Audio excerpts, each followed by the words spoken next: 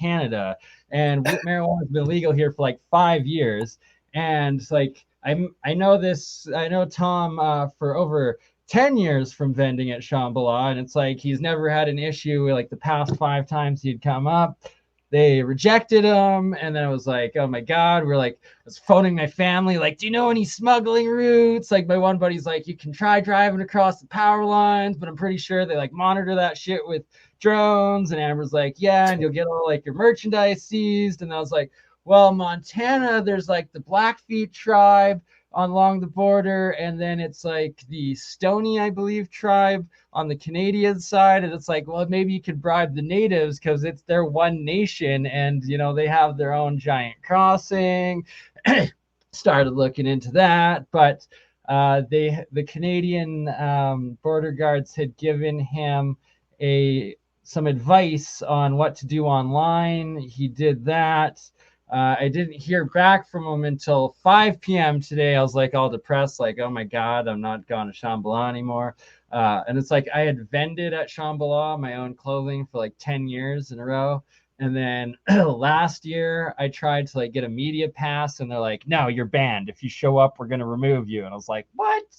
And that was fucked up because there's a 52,000 person petition on Facebook for me not going there because I made a post saying snowflakes of any color, feel free to delete yourself from my friends list so I can have room for real people. And somehow that offended 52,000 snowflakes that got me canceled. This is all true stories, by the way. So I was like so stoked to be going back there this year. And then like he's like, okay, at 5 o'clock, he's like, I'm going to try. And then I didn't hear back from him from like until like 6:30, and I like didn't even like get out of bed. I was like so bummed. And then like on top of that, I seen Dutch Sins posting that like he wasn't gonna do any collaboration stuff for a while just because he's got like some sketchy shit going on, and like also doesn't want to bring heat on other channels. So I was like, oh, another like stab in the heart on my birthday, but I'm sure it will work out. And I know we'll be doing. I'm already so shadow banned, and like I if they're gonna 52,000 people signed a petition against you. That's 52,000. I'm not even kidding. Like that's like more than people get votes for certain elections. That's impressive. Right? I know. So apparently they felt that they had to ban me for a year, but Tom Hyphy Clothing, shout out to Tom from Colorado, does great artwork. So I'm going to be hustling his 3D, it's 3D clothing as well as black light clothing, glow clothing, as well as like glow artworks, tapestries, stuff like that. Pretty much like what you see in the background here. And where I was going with this. So at 6:30, he's like, yes, I got approved. But they rejected his other helper, which then he had to like drive back, I think like another 6 hours to some ferry spot to like take his helper to like return them. And then another 6 hours back to the border where the RCMP had held his like merchandise and trailer and approved him to go through.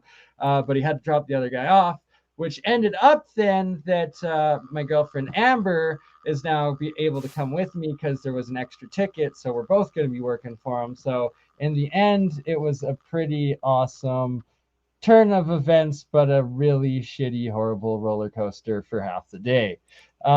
Oops, sorry, didn't mean to cover. I thought that was the background. Come on, Blake. We should get into it. So tomorrow I'm heading to Shambhala, which is just a magical place. It's going to be fun.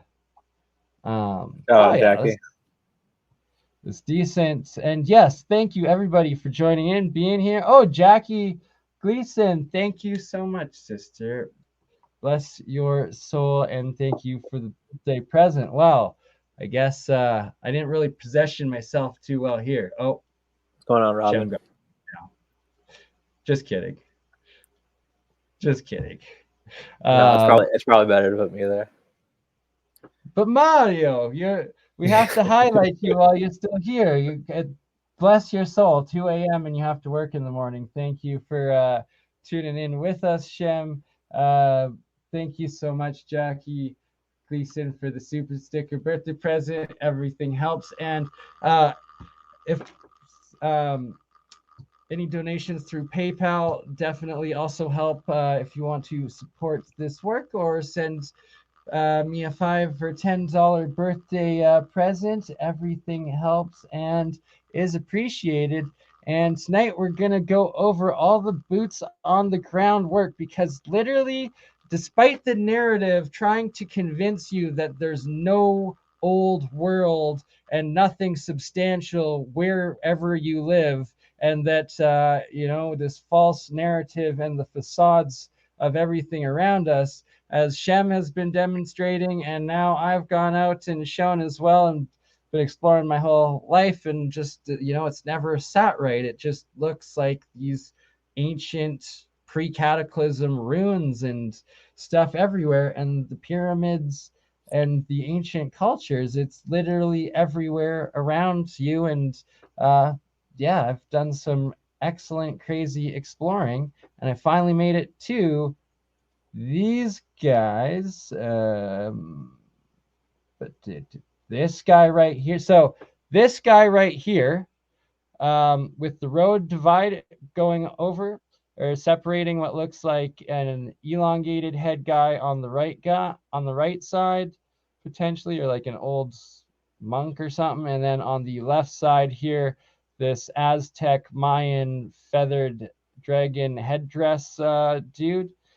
This is where I actually was able to explore on this road right here. Is where where we accessed. On this side, on this site right here, it's on all private property, and they do not give access, and it is inaccessible. Despite on Google Maps it showing up as a hiking trail. What I ended up finding out is that right off the main #1 Canadian highway, because yes, Canada only has one highway that goes across all of Canada, but it connects all of Canada.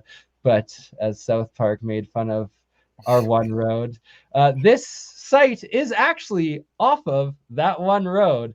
And there's this little tiny sign. There's no like actual signage of BadLands Guardians, or like it being an official recognized feature or site or archaeological site or park or anything of the sort. Both of this entire site and valley situation that has all 10 or 12 of these different features and potential features here are separated to 3 or 4 different private ranch lands and farms, and that the oil derrick road up here, that's like a corporate private oil derrick operation, but they're still leasing that off of the rancher, and they themselves don't own this land. It is not government land. It is actually private rancher farmland. Is that what that hole is? That hole is oil? Yeah, that hole is an oil derrick. You got it. So the earbud is actually pumping oil out of the top of this feature, which, also there seems to be this correlation of natural gas, fresh water, or oil that comes out of a lot of these ancient mound sites, the star fort sites, the different ley line interjections and stuff.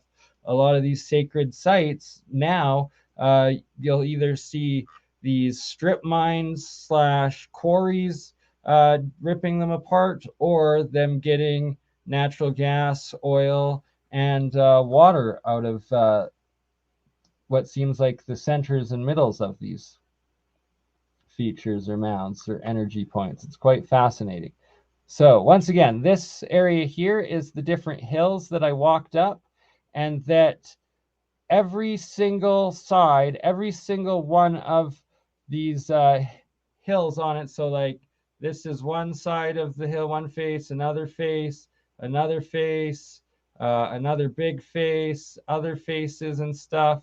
All of these, each one of them, as well as on this guy's side as well, every single one of them had and was covered in these terraces. And this exact picture right here is of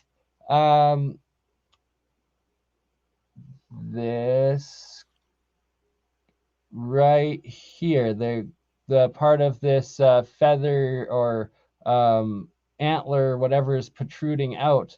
This hill right here is what you're looking at in this exact picture. All along them, everywhere, are these terraces. Every single face of every single hill has these terraces, these artificial, parallel, symmetrical, about every foot, an ascent of another foot up. Like it's like nature does not do that, and it must have been for either ancient agricultural purposes or just part of how these geoglyphs, this macro terraforming, was built and constructed and achieved, and that it proves. And that I am going to go back. I do have kept in contact the actual property owners of a couple of these ranches where all of these features exist and the site is, and that I intend. One of the main reasons why I wasn't given permission to fully explore, the guy seemed very nice, but like that they're annoyed that they're being harassed with this. They don't really think that it's anything here because, they've just been living and farming it and not really, haven't looked at it with the new set of eyes, and just have a bunch of random city slickers showing up trying to trample all over their farm and property and lives. They can understand issues, but that his main concern was just how dry it was there. All the fires still currently burning in Alberta and in Canada. That it's reasonable that he doesn't want people he doesn't know exploring there and risking fires, but that I'm going to arrange something with him maybe for the fall after the fire season, and after all of the foliage the leaves are down, and things are more able to be explored and shown, and actually go back there with permission, hike the spots, and do some actual measurements and pursue this further, because this is some pretty intriguing evidence now of extra artificial construction of this site with all the terraces here. And that, Did you actually see his farmland, or like what kind of animals did he have there? Did you see any of them? oh Or yeah, it's did you all talk to him on the cattle. phone? It's cattle land, and it's 4 separate properties and 4 separate ranches.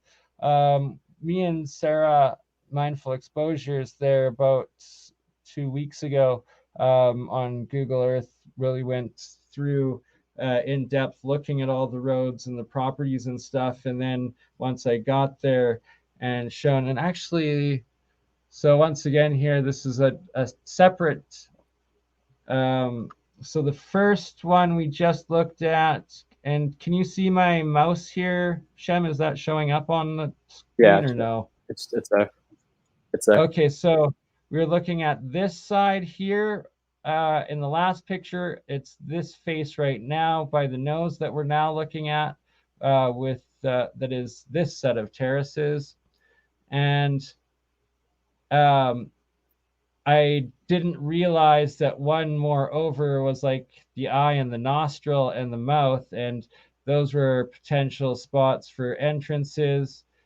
And so you can see how smoky it is. Like it's pretty foggy and rough detail, not the clearest. But once you zoom in, you can see clearly these symmetrical parallels. And this is Wait, I think you further have the on. you have the face up still. Are you trying to show the face, or are you trying to show a different picture? Good call. Thank you. Yeah, sorry. Thank you. So this now is part of the other side of that long feather headdress part. the entire part, or the entire construction, is these symmetrical parallel terraces everywhere. But that I wish I had known to go one more hillside over, and I would have been in the mouth and the nostrils and could have checked and explored that area. But I was trespassing, so I didn't want to go too far deep in. Oops, sorry. Don't harass that. I'm going to have to edit that out.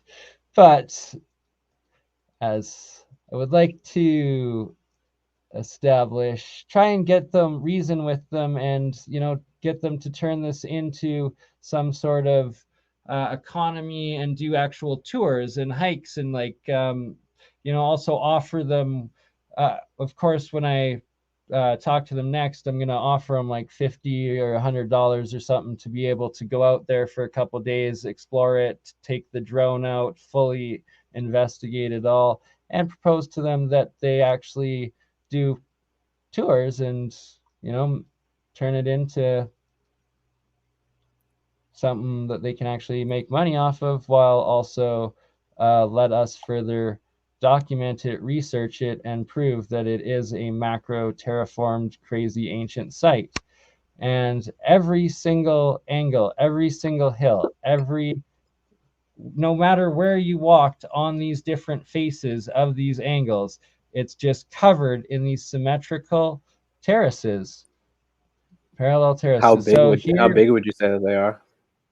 They're about 1 foot, or about a half a meter to a foot.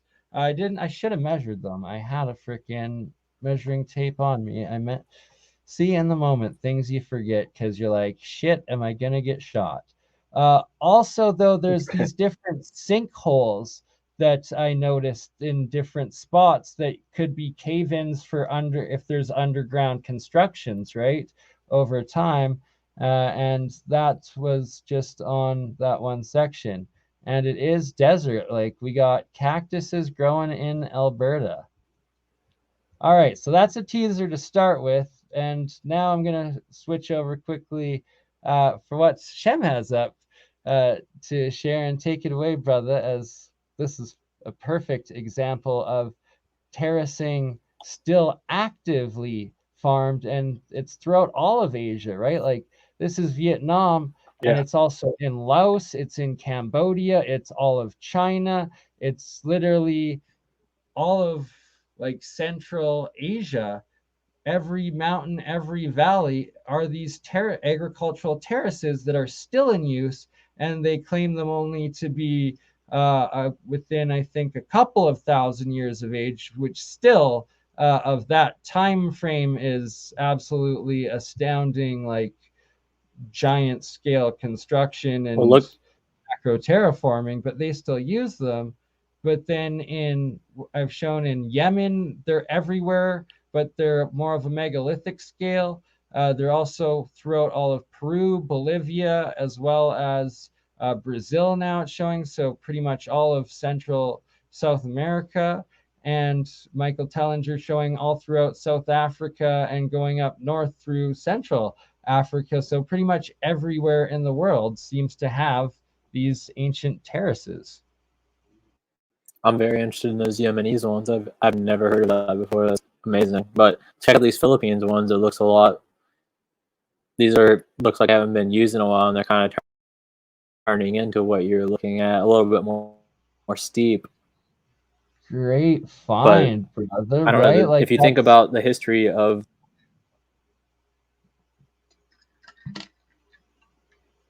this area, like China, all these areas at one point were basically ruled by the Mongolians, and which were the Tartars in the past, right? So like between like the 10th to 13th century, and even a little bit before that. The official time frame of when they were claiming a lot of the Asian ones were constructed, actually. Exactly. So and then here's this book here that talks about the Mongols making their way to North America and